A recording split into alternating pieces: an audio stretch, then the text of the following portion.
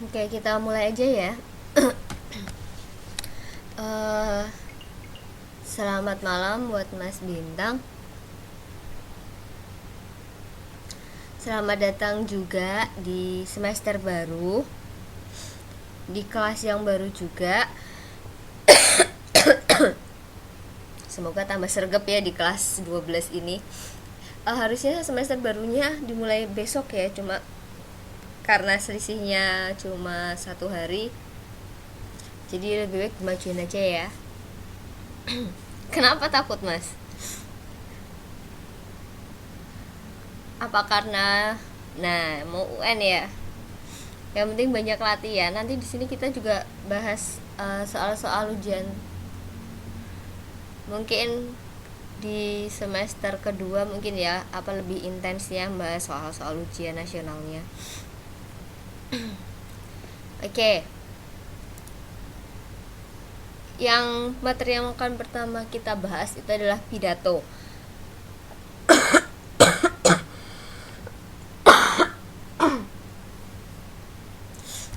Mungkin di sini Mas Bintang sering berpidato atau mendengarkan pidato, ya kan? Kalau boleh tahu kapan terakhir kali pidato?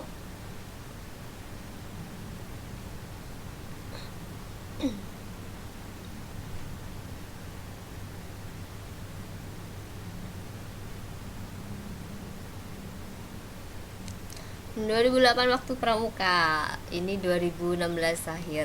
Berarti hampir 8 tahunan ya. Lama juga ya. Nanti saya bikin Mas Bintang pidato di tahun 2016 ya, insya Allah. Oke, pidato. Berpidato sendiri itu adalah suatu aktivitas yang dilakukan seseorang untuk mengungkapkan ide, gagasan, dan pikiran baik direncanakan maupun tidak direncanakan. Pidato sendiri ada 4 tujuan nih. Tujuan pertama yaitu adalah instruktif. Instruktif itu artinya dia memberitahukan sesuatu kepada para pendengar. Lalu tujuan yang kedua adalah persuasif. Kalau persuasif itu dia mempengaruhi pendengar. Tujuan pidato yang ketiga itu adalah rekreatif. Rekreatif itu dia sifatnya untuk menghibur. Dan yang terakhir tujuannya adalah argumentatif atau memberikan kebenaran. Metode berpidato sendiri juga ada 4. Ada 4 cara ya, yaitu ada dengan metode naskah, menghafal, impromptu, dan juga ekstemporan. Nah, yang akan sekarang kita bahas pertama adalah metode naskah. Metode naskah itu adalah berpidato yang mengandalkan pada naskah. Dalam metode naskah, jadi kita berpidato dengan mengandalkan naskah, itu juga memiliki sisi positif dan negatifnya. Ada kekurangan dan juga ada kelebihannya.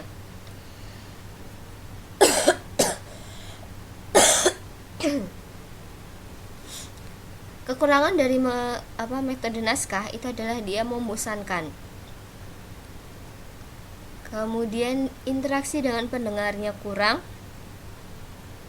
suaranya monoton, lalu dia juga bersifat kaku, dan yang terakhir adalah mata pembicara selalu tertuju pada teks sehingga tidak bebas memandang pendengar. Ini karena dia terlalu fokus sama naskah ya. Ini beberapa poin kekurangannya.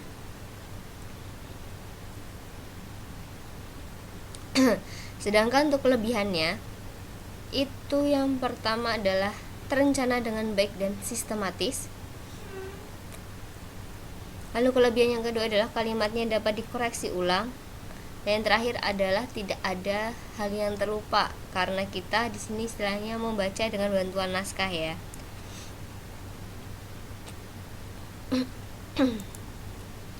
Lalu yang kedua itu ada metode menghafal.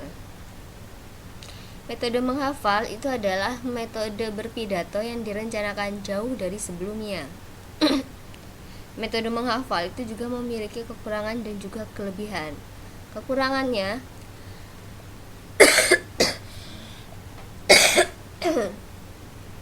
bila lupa itu akan mempengaruhi isi pidato. Lalu dia juga membosankan karena terlihat seperti menghafal ya. Dan yang terakhir, suaranya juga monoton. Tapi dari metode menghafal ini ada satu sisi kelebihannya, yaitu dia melatih daya ingat. Ini dengan berpidato dengan metode menghafal ya. Selanjutnya ada berpidato dengan metode impromptu. Ini adalah metode berpidato berdasarkan kebutuhan sesaat. Oleh karena itu, metode ini tanpa ada persiapan sebelumnya, jadi dadakan ya. Kekurangannya di dalam metode ini adalah materi kadang tidak disampaikan secara urut atau sistematis. Yang kedua adalah dia mendadak. Dan yang terakhir adalah kurang persiapan sehingga kemungkinan ada yang terlupa. Sedangkan kelebihannya itu adalah dia bahasanya singkat. Dan kelebihan yang lain itu adalah dia bebas memilih topik kalau dengan menggunakan metode impromptu.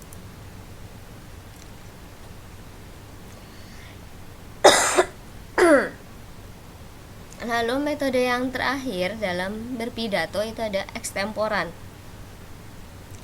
Metode berpidato yang direncanakan dengan menggunakan catatan kecil sebagai inti dan rangkaian pembicaraan yang akan disampaikan kepada pendengar. Itu adalah penjelasan dari metode ekstemporan. Jadi kita di sini pidato bawa catatan kecil ya. Istilahnya apa ya? Oh, kepean. Kalau anak-anak zaman sekarang gitu bilangnya kepean gitu ya. Catatan kecil. Nota inti-intinya ya contekan. Metode ekstemporan itu juga ada sisi kekurangan dan kelebihannya. Waalaikumsalam Mbak Umi. Kekurangannya ini adalah seakan-akan kurang siap karena berkali-kali dia menunduk untuk melihat catatan. Dan kelebihannya ini adalah materi diungkapkan secara sistematis. Ini kalau yang menggunakan metode ekstemporan. Mungkin sinyalnya ya Mbak ya, jaringannya.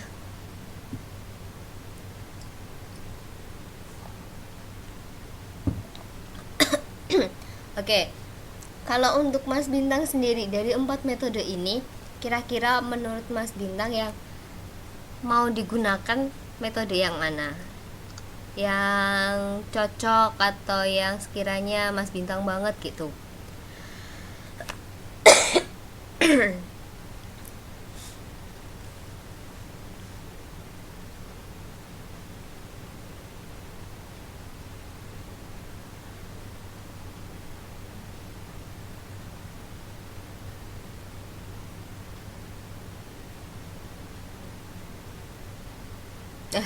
Gimana Mas?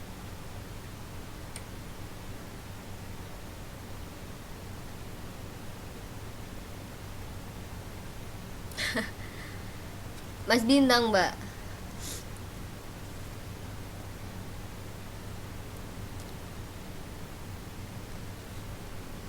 Soalnya yang mengikuti dari awal kan Mas Bintang.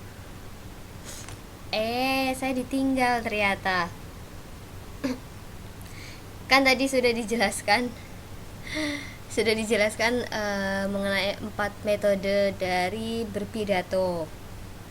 Ada metode naskah, menghafal, impromptu, dan juga ekstemporan. Nah, kalau menurut Mas Bintang sendiri yang kira-kira Mas Bintang banget atau Mas Bintang yang akan digunakan kalau waktu berpidato itu kira-kira yang mana? Oh, paling enak yang menghafal. Suka menghafal ya Mas?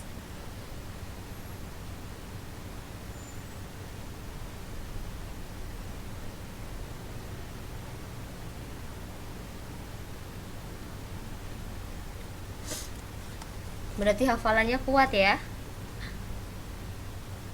Kalau untuk Mbak Umi baru masuk tapi enggak apa-apa ya saya tanya. Kan tadi di sini ada kita lagi bahas masalah pidato nih.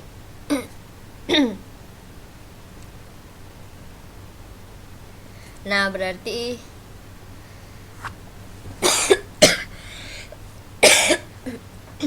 berarti yang metode ekstemporan ya kalau Mbak Umi ya,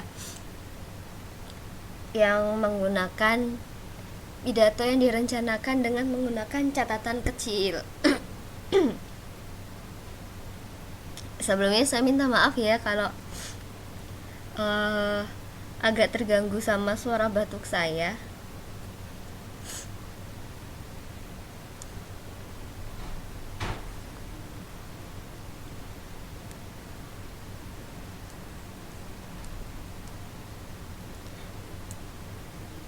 Kecelakaan apa ya nih mas?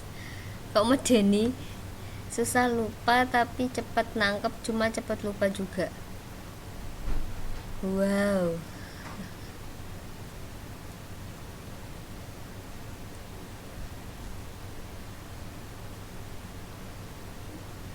Innalillahi. Tapi sekarang udah nggak apa-apa ya mas ya?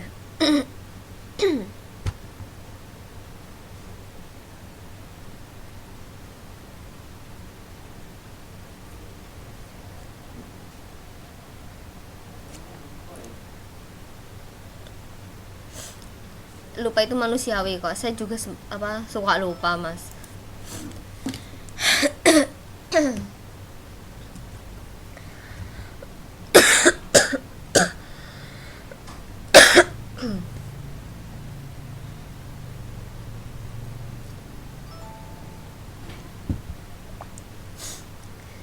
Katanya lobak putih itu bisa mengurangi lupa mas.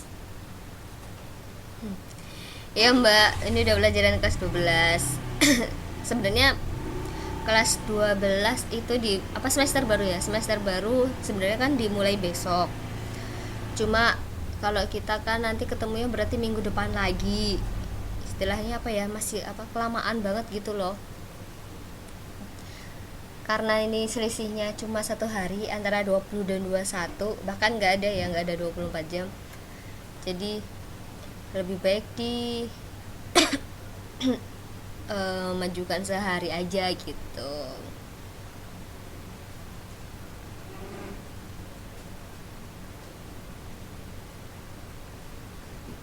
Makan pisang emas mas.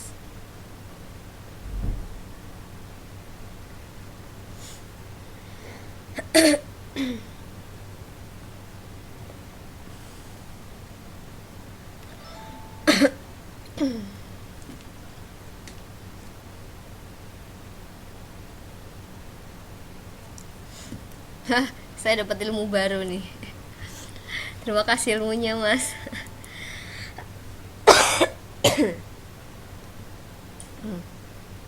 Oke, kita lanjut lagi ya. Tadi kita udah bahas mengenai tujuan dari pidato, kemudian ada juga metode berpidato. Nah, sekarang yang akan dibahas itu adalah berdasarkan sifat dari pidato. Pidato bisa dibedakan menjadi beberapa macam. Yang pertama itu ada pidato pembukaan. Pidato pembukaan itu adalah pidato singkat yang dibawakan oleh pembaca acara atau MC untuk menuturkan susunan acaranya. Kemudian ada juga pidato pengarahan.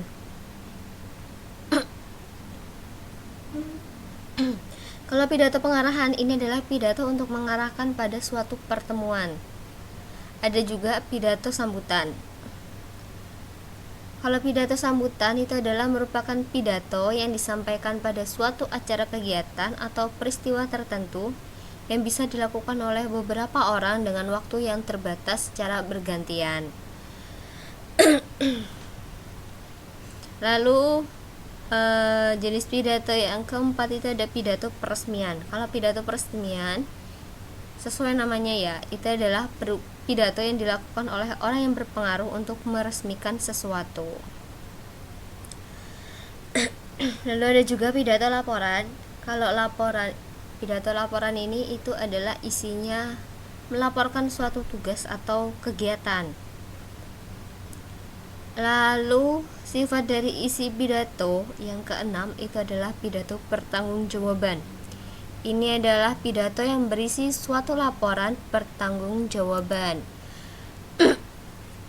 Tadi saya sudah tanya sama Mas Bintang, terakhir kali melakukan pidato kapan, itu tahun 2008 di acara Pramuka ya Mas ya. Kalau buat Mbak Umi sendiri, saya mau tanya nih, terakhir pidato kapan nih Mbak?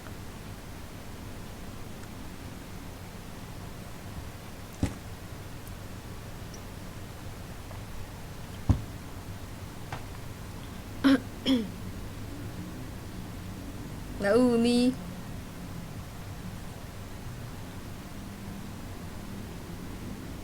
Wah, cepet ya, berarti masih hot ya nih ya, 3 hari yang lalu pidato laporan. Berarti melaporkan suatu tugas, satu kegiatan ya. Kalau boleh tahu laporan apa nih Mbak? Dan di acara apa gitu?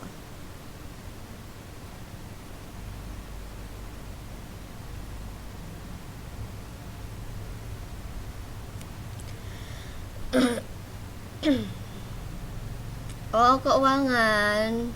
Wah, keren.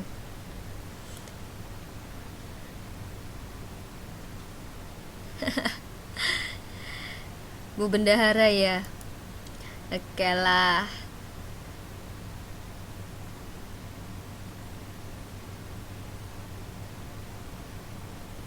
Oke, selanjutnya kita masuk ke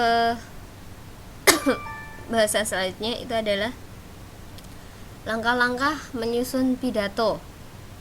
Jadi waktu kita mau menyusun pidato, yang pertama kali akan kita lakukan adalah menentukan topik dan alokasi waktu yang tersedia. Biasanya kita disediakan waktu berapa lama untuk berpidato. Ada yang 10 menit, 7 menit, ada yang 15 menit. Kalau 15 menit kadang kelamaan ya. Terus setelah kita menentukan topik, yang kedua adalah menentukan maksud dan tujuannya. Setelah maksud dan tujuan kita dapat, langkah selanjutnya itu adalah mengumpulkan bahan pidato. Dan yang terakhir itu adalah pemahaman materi yang akan disampaikan.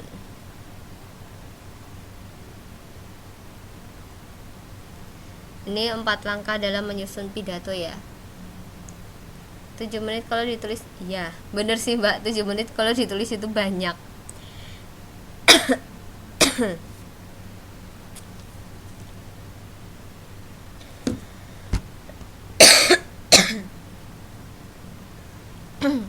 Kalau kemarin Mbak Umi berapa menit Mbak pidato laporan itu Mbak? Ingat nggak kira-kira?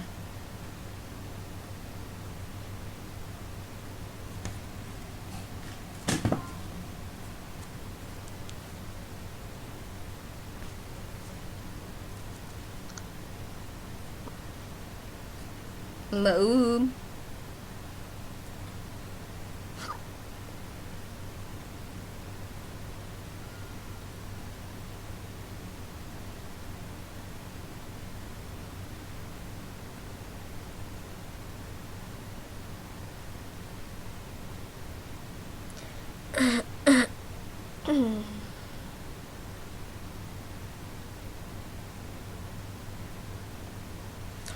45 menit ya. Oke.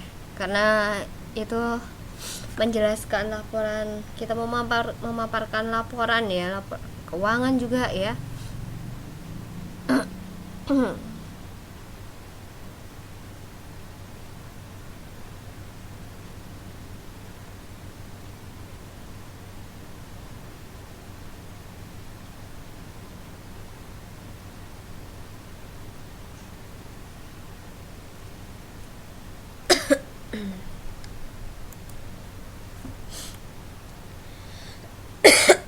berarti berarti nanti kalau di pertemuan selanjutnya ada tugas berpidato, nggak masalah ya. Karena sebelumnya udah punya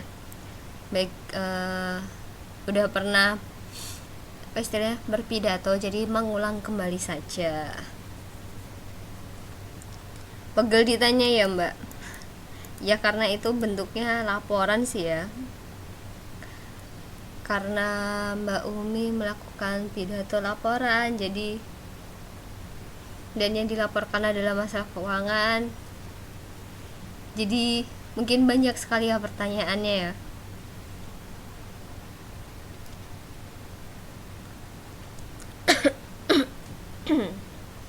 Bener, kalau masalah keuangan itu tanggung jawab yang sensitif. Oke, next kita bahas mengenai teknik penyajian pidato.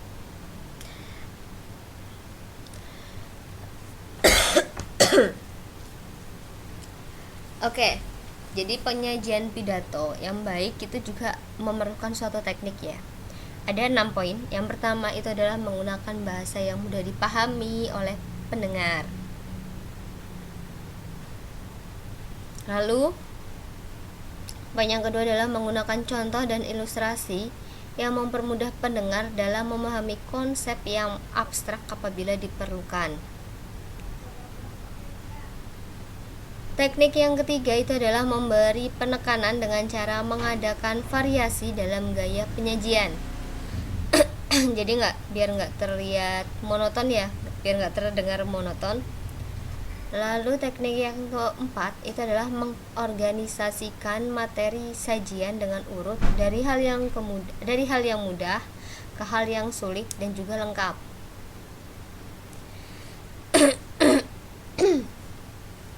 Lalu teknik selanjutnya adalah menghindari penggunaan kata-kata yang meragukan atau yang berlebih-lebihan. Nah, ini kalau bisa dihindari ya. Yang terakhir itu adalah kalau bisa materi ini disajikan dengan urutan yang jelas. Jadi sistematis ya dalam penyampaian pidato itu. Oh, masih ada lagi ternyata.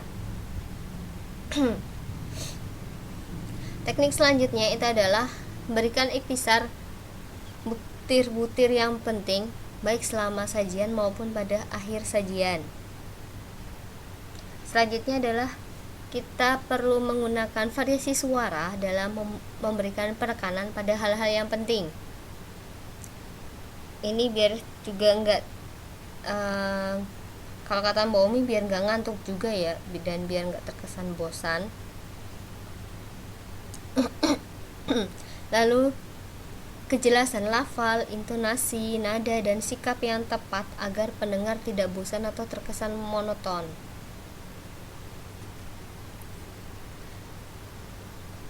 Di poin ke-10 itu adalah membuat dan mengajukan pertanyaan untuk mengetahui pemahaman pendengar, minat pendengar atau sikap pendengar jika diperlukan.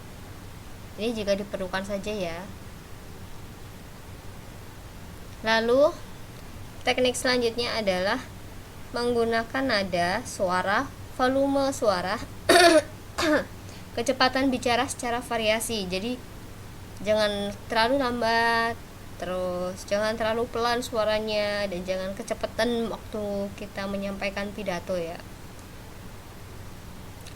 Dan poin ke-12, teknik ke-12 itu adalah menggunakan bahasa tubuh yang mendukung komunikasi dengan pendengar. Jadi badannya nggak kaku kayak patung gitu.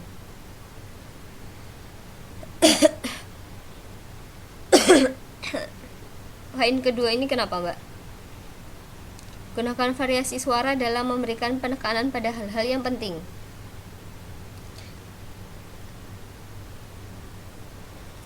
Gimana ya enaknya ini kalau dipraktekin ya.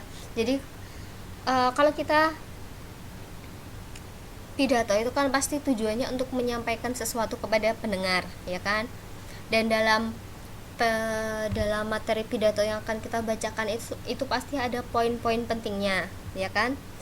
Nah, dalam poin-poin pentingnya itu di situ bisa kita tekankan, jadi suaranya bisa kita perdalam lagi seperti itu tadi, dan juga dikasih penekanan. Jadi di situ ada, kalau di Microsoft Office itu adalah di bold ya, jadi dicetak tebal.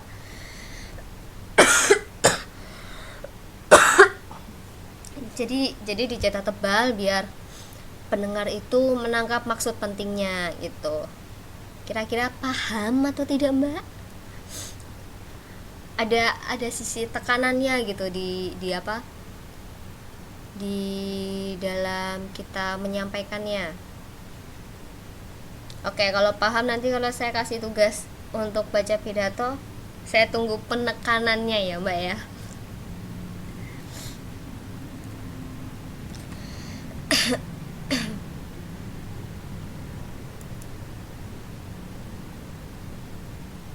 Nah,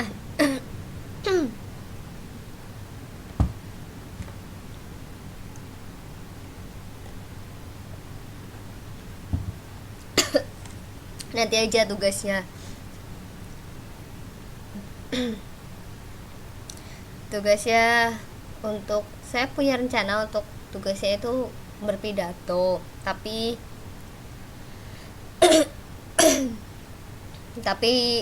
enggak untuk dalam minggu-minggu dekat ini. Kita nunggu sampai pembagian rapot selesai, jadi semua beban ya teman-teman antara UTS, tugas, UAS itu udah selesai semua, baru saya kasih tugas gitu.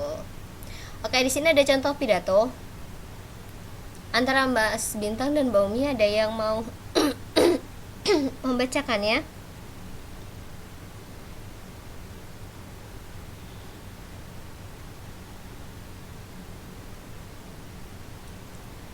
Ayu.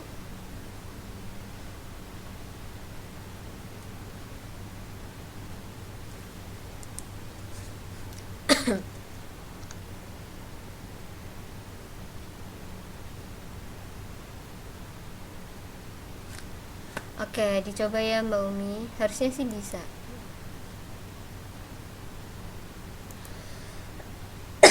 Halo Mbak Umi. Halo. Suara saya, Mi. Oke, dengar kok. Ya, silakan. Ya. Assalamualaikum warahmatullahi wabarakatuh. Hadirin yang saya hormati, dalam kesempatan yang berbahagia ini, marilah kita bersyukur kepada Allah Subhanahu wa Ta'ala atas segala nikmat serta hidayahnya yang telah dicurahkan kepada kita semua, sehingga pada kesempatan kali ini kita bisa hadir dalam acara peringatan Hari Pendidikan Nasional. Hadirin yang berbahagia, dalam mencari ilmu, Allah sendiri pernah menguji para malaikat-malaikatnya bahwa ternyata tidak ada seorang pun di dunia ini yang mempunyai ilmu pengetahuan kecuali hanya Allah. Dan sebagian ilmu yang kita miliki ini adalah titipan Allah. Bahkan malaikat pun tidak akan memiliki ilmu pengetahuan selain apa yang telah diajarkan kepadanya. Oleh karena itu, kita tidak boleh sombong dengan pengetahuan yang kita miliki. Bahkan dengan apapun yang kita miliki, tidak boleh sombong.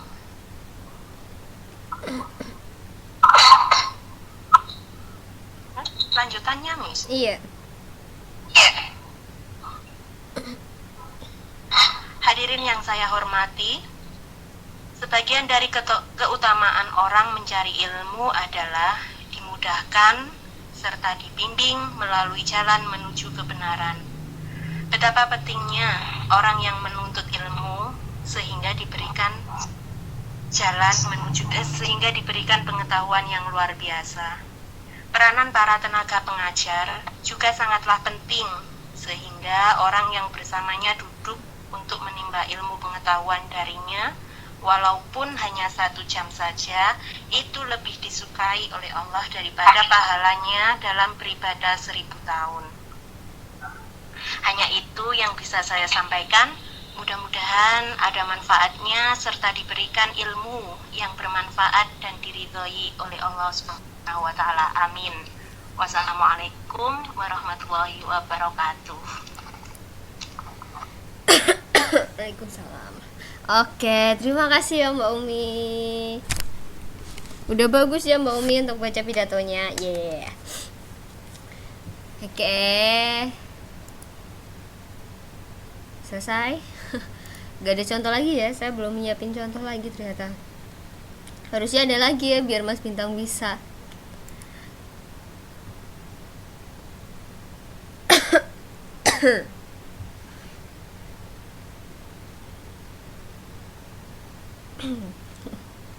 Oke, untuk masalah pidato, materinya selesai. Ada yang mau ditanyakan dulu?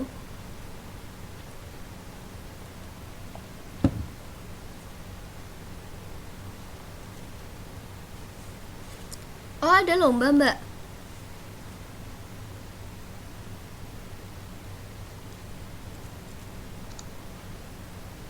Di Taiwan?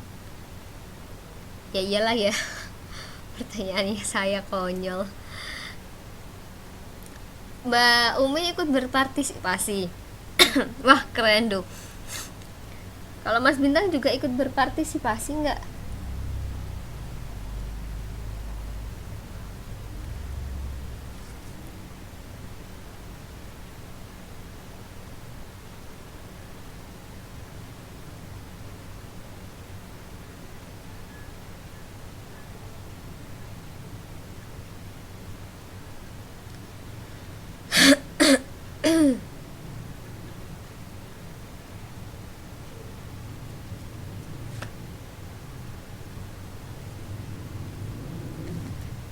Dapat juara terbaik MTQ. Wah, keren keren keren keren.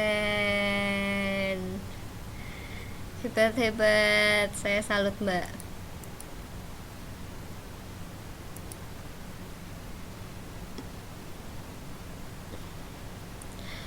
Alien. Berarti bisa tiba-tiba datang ke Indonesia nih.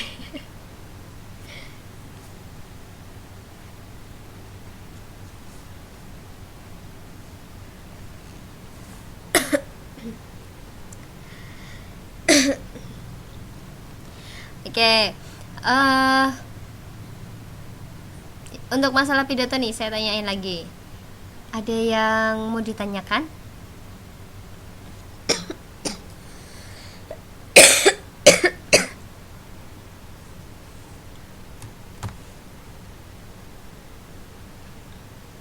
Oke, untuk Mbak Umi udah jelas. Kalau Mas Bintang gimana?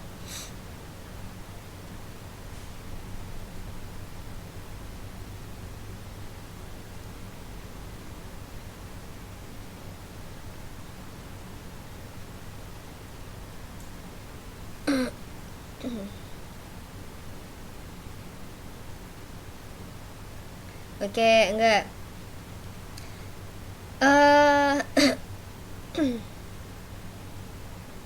Kalau Mbak Umi untuk tugas semuanya kan udah checklist nih.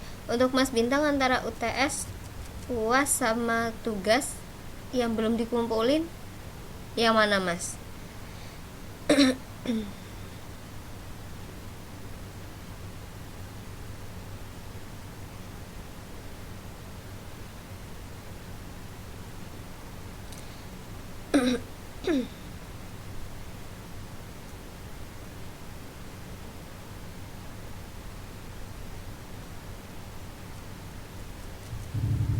UAS sama tugas. Ada Mas, ada tugas. Berarti KPC 11 semester 4B ya. Yang bikin laporan itu. Yang bikin laporan penelitian kirim via email.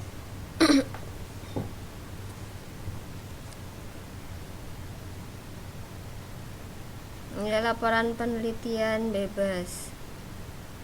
Oke, emailnya baru aja masuk ya Mas. 8:30 tadi.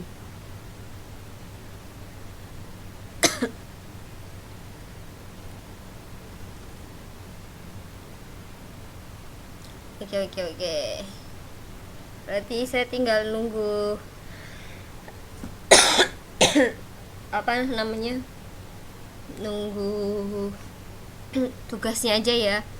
Kalau bisa sebelum akhir November ya dikumpulin, dan tolong sampaikan juga ke teman-teman yang belum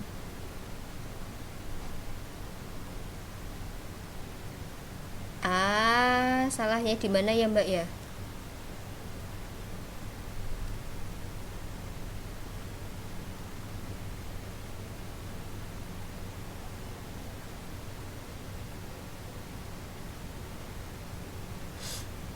Emang tugasnya Mbak Umi salah ya Mbak?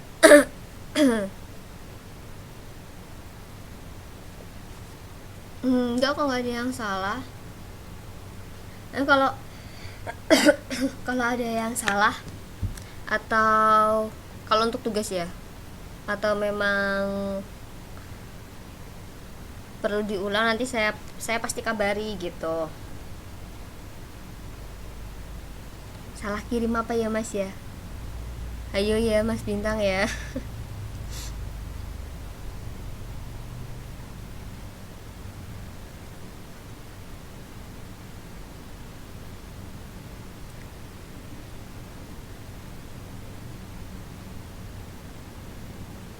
Men, eh,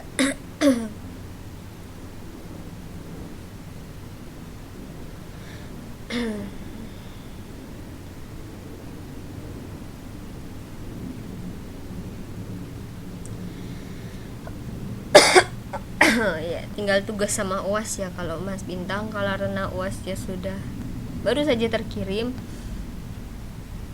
berarti tinggal tugasnya ya. Oke, saya tunggu tugasnya ya Mas Bintang. Kalau Mbak Umi sudah checklist semua. Oke, kalau tadi pidato nggak ada yang mau ditanyakan, kita masuk ke materi selanjutnya, yaitu mengenai membaca intensif paragraf paragraf induktif.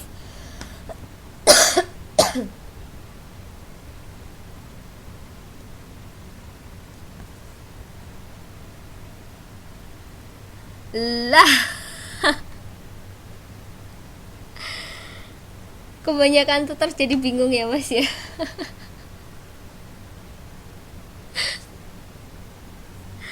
Aduh,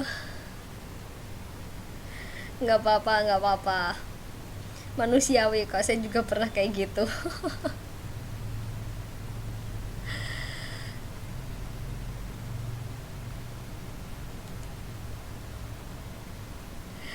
Satu November berarti 10 hari yang lalu ya. Ya udah Mas, di forward ke saya saja.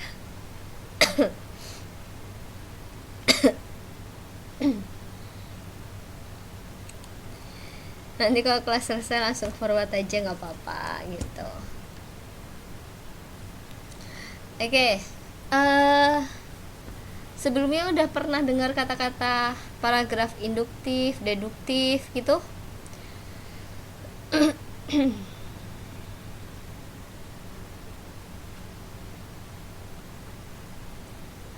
Oke, udah pernah ya.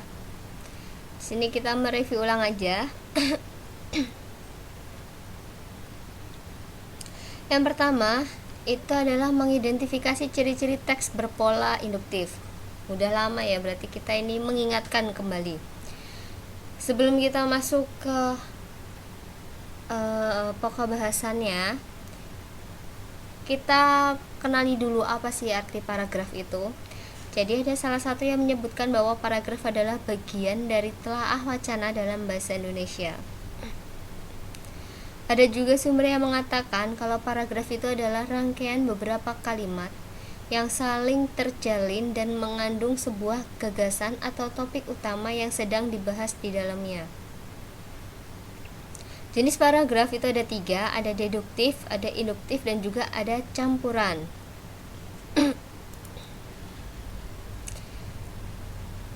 Nah,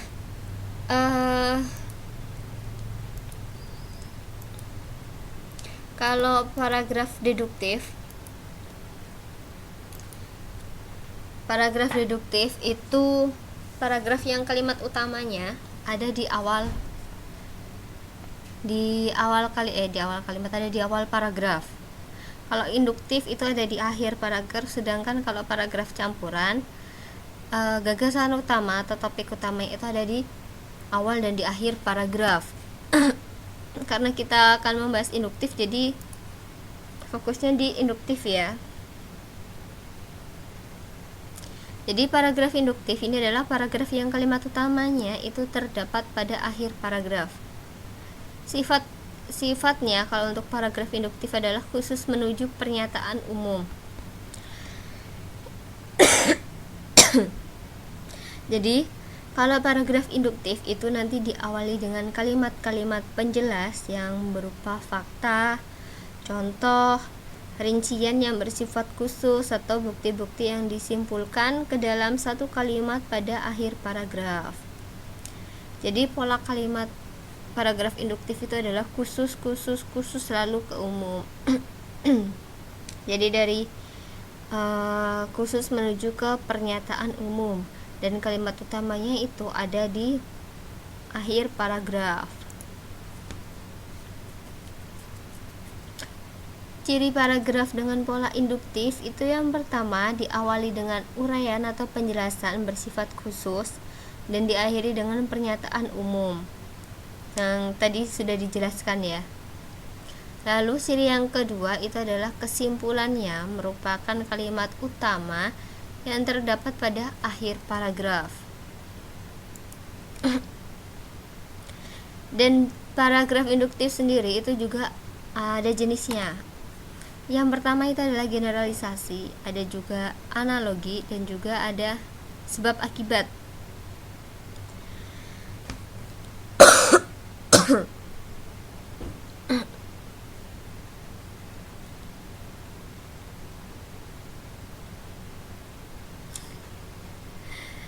Mas Bintang cepat ya.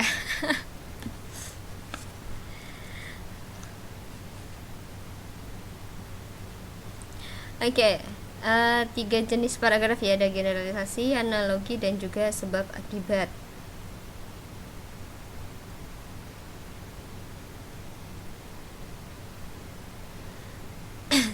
Yang pertama kali kita bahas adalah generalisasi. Jadi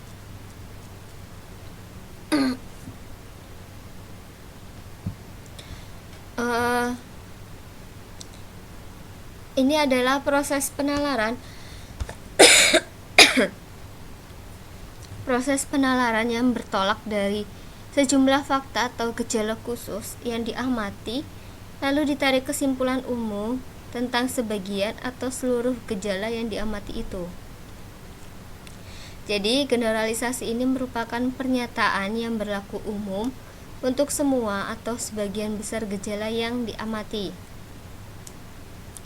Di dalam pengembangan karangan, generalisasi perlu ditunjang atau dibuktikan dengan fakta-fakta, contoh-contoh, data statistik, dan sebagainya yang merupakan spesifikasi atau ciri sebagai penjelasan lebih lanjut.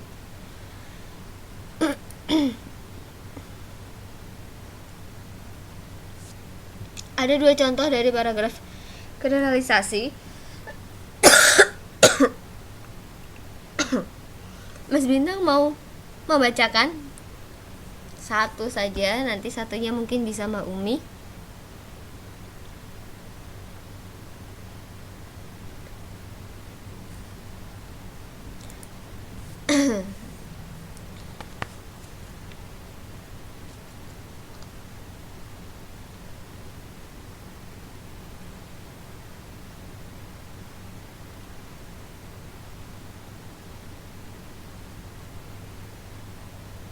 Halo.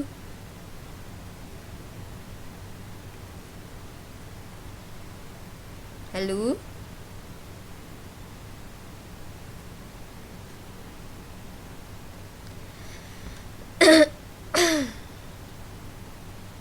Halo.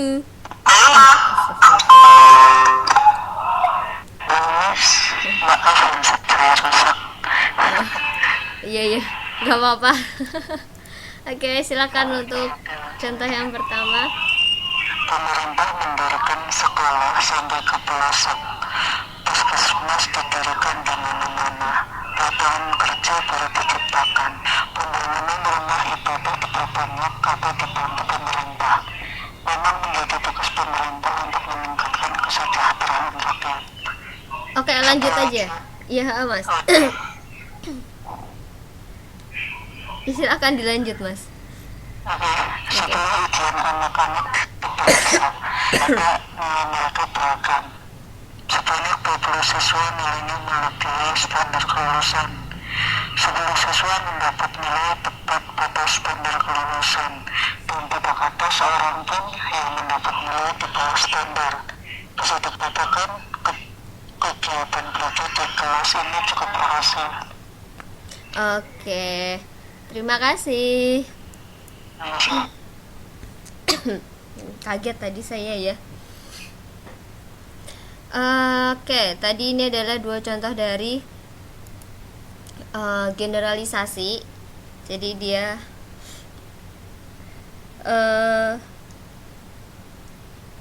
pernyataan yang berlaku umum untuk semua atau sebagian besar gejala yang diamati.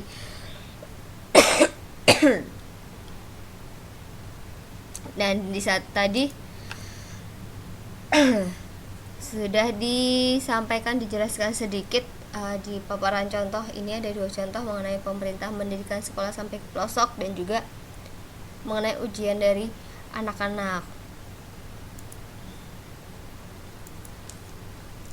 Lalu yang kedua itu ada analogi.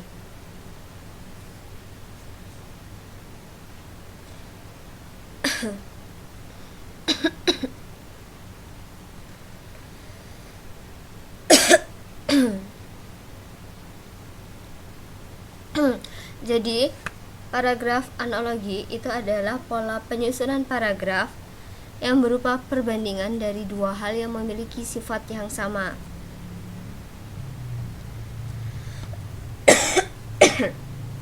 Pengembangan paragraf secara analogi ini didasarkan adanya anggapan bahwa jika sudah ada persamaan dalam berbagai segi, maka akan ada persamaan pula dalam hal yang lain.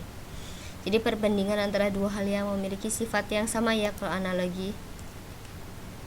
Mbak Umi mau membacakan 2 contoh ini, Mbak? Oke.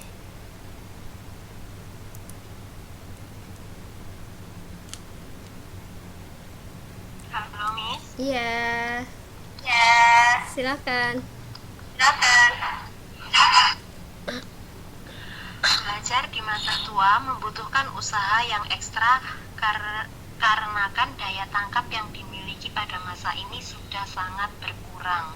Bahkan motivasi yang dimiliki juga sudah melemah karena terlalu banyaknya pikiran yang mengganggu. Itulah mengapa dikatakan belajar di waktu tua seperti melukis di atas air. Secara tak sengaja, Amara mengetahui bahwa pensil Shredder 4B menghasilkan gambar Viet yang memuaskan hatinya. Pensil itu sangat lunak dan menghasilkan garis-garis hitam tebal. Oleh karena itu, selama bertahun-tahun, ia selalu memakai pensil itu untuk membuat Viet. Tetapi ketika ia berlibur di rumah nenek di sebuah kota kecamatan, ia kehabisan pensil. Ia mencari di toko-toko di kota itu tidak ada. Akhirnya, daripada tidak dapat mencoret-coret, ia memilih merek lain yang sama lunaknya dengan Shredder 4D. Ini tentu akan menghasilkan Viet yang bagus juga putusnya. Oke, terima kasih Mbak Umi. Ya, sama-sama. Kalau Mbak Umi nggak pakai headset, ternyata suara saya gema ya. Kalau kalah sesekali nggak apa-apa ya Mbak. Terima kasih. Jadi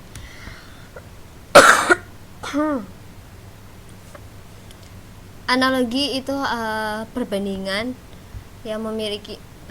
antara 2 hal yang memiliki sifat yang sama ya. Tadi sudah dicontohkan di 2 contoh ini tadi ya. Sebenarnya masih banyak contoh lainnya ya. Lalu yang ketiga, jenis paragraf yang ketiga itu adalah sebab akibat. Jadi ada generalisasi, ada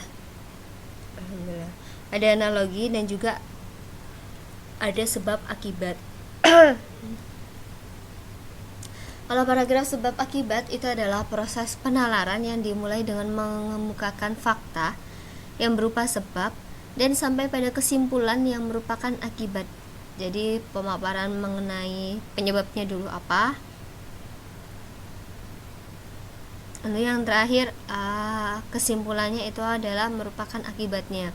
Gimana Mbak Umi? Paragraf pertama kayak kurang pas deh. Nggak apa-apa, menurut saya sudah pas kok. Oh, kurang kata dia.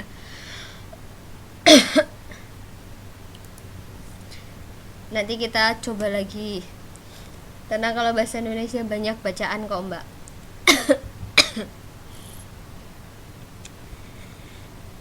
Oke, jadi saya ulangi lagi untuk sebab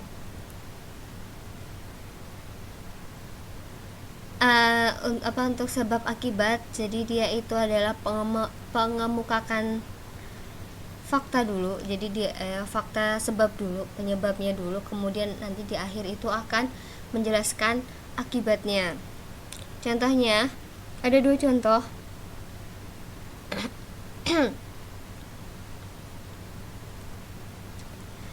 Contoh yang pertama, Bapak Rohmat adalah pekerja keras, sampai-sampai ia melupakan waktu dan pola makan yang teratur. Akhir-akhir ini, Bapak Rohmat tidak masuk kerja. Ia divonis menderita penyakit tipes akut. Oleh karena itu, ia harus segera mendapatkan perawatan medis di rumah sakit. Contoh yang pertama, kemudian ada juga contoh yang kedua. Saat ini kita sudah memasuki musim penghujan. Banyak sampah yang menumpuk akibat kita sering membuang sampah sembarangan. Terlebih lagi, mendangkalnya permukaan saat ini. Oleh karena itu, tidak mengherankan banjir selalu datang setiap hari. Dari 2 contoh ini, kita bisa tahu kalau ini adalah merupakan paragraf sebab akibat ya, karena di awal paragraf itu ada fakta-fakta yang berupa penyebab-penyebabnya, penyebab hal tersebut, dan di akhir paragraf itu ada kesimpulan yang merupakan akibat.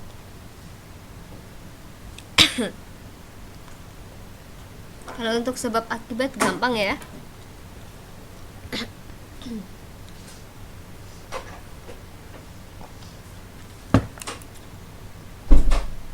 Oke. Untuk yang induktif itu udah selesai. Ada yang mau ditanyakan?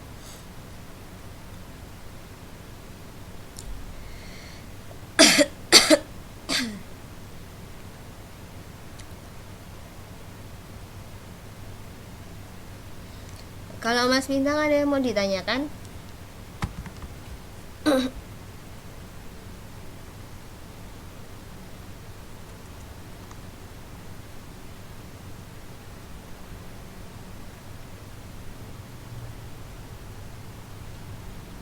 Oke, enggak juga.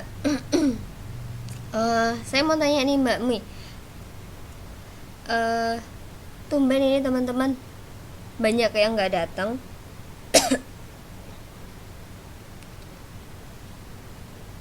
Atau masih pada sibuk kah Mbak Umi? Tahu nggak kira-kira Mbak? Oh, banyak yang libur.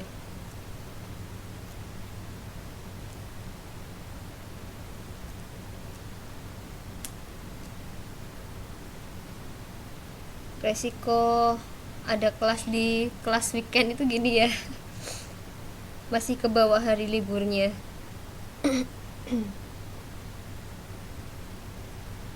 Oh, ada kelas kursus komputer juga. Oh, jamnya sama. Oke, pantesan.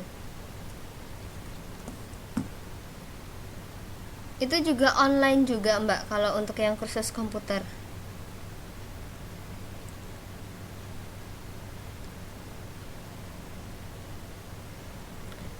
Soalnya kalau hari Minggu cuma ada 3 kelas doang sih.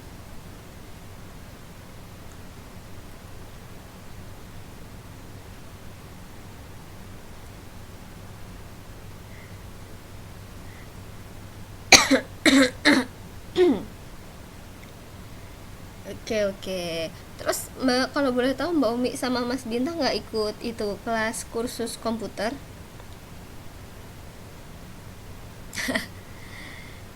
Iya, mungkin tutornya sibuk juga. Oh enggak, kenapa Mas Bintang? Iyalah ya, kalau ikut kelas nggak mungkin ada di sini.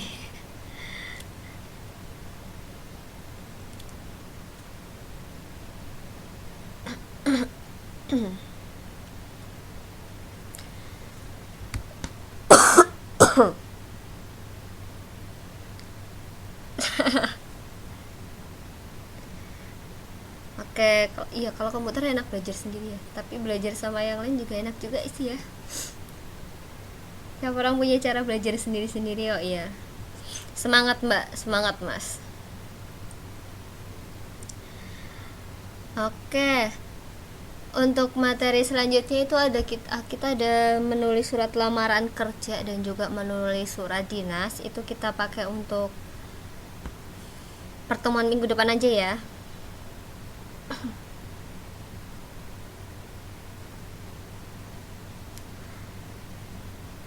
Semoga minggu depan rame lagi ya. Sepi juga ya kalau kayak gini. Oke. Kalau nggak ada yang mau ditanyakan, saya akhiri kelas malam ini aja gimana? Sebenarnya masih ada 11 menit lagi sih ya. Masih 10 menitan, cuma tenggorokan saya gatal banget, nggak kuat. Jadi saya mohon maaf. Nggak apa-apa ya, diakhiri cepat ya. Oke, saya mengucapkan terima kasih untuk Mas Bintang dan Mbak Umi yang sudah menyempatkan hadir. Saya mohon maaf apabila dalam penyampaian ada kata-kata dari saya yang kurang berkenan. Kalau kesalahan itu datangnya dari saya, kalau benar itu datangnya dari Allah. Selamat malam, selamat beristirahat. Assalamualaikum warahmatullahi wabarakatuh.